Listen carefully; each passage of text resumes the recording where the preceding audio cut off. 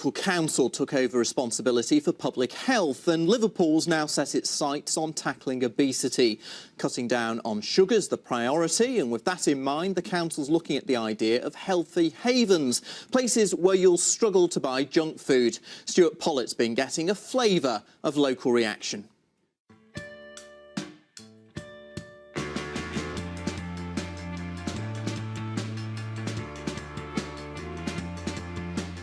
The weight of the nation is a big problem and a growing problem. The stark statistic is that in this city, 2/3 of people are overweight. So what can be done about it?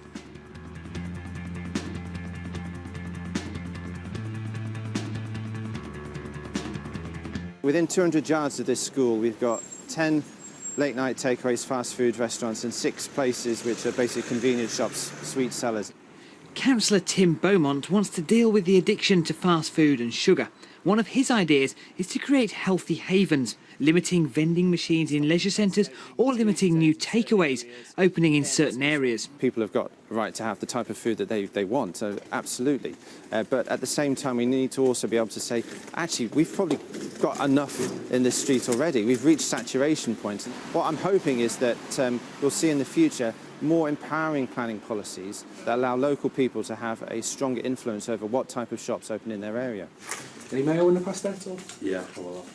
Along with the pasta salads, Chris also sells bacon sandwiches. He's worried healthy havens won't be healthy for expanding small businesses. It's my chosen career to obviously work with food. For someone to try and take that away from me, if I was to ever try and branch out anywhere else and stop me earning a living, doesn't seem fair to me. Everyone has their own choice. We give them variety. People can choose the healthy or a slightly unhealthier option.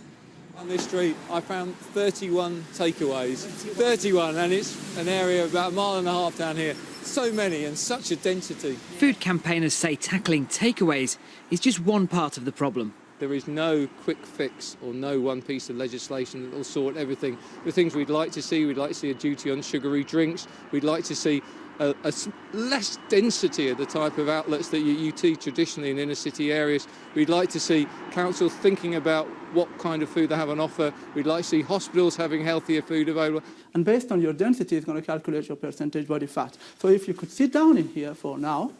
Farzad is an expert in nutrition at Liverpool Hope University. I think altogether the proposal is very positive. However, when it comes to the groundwork of that, with regard to the implementation, I think it's quite challenging. It's going to be very challenging. How would you monitor and implement this plan altogether, and how would you assess your success in this geographical area? That's the question, very difficult to answer.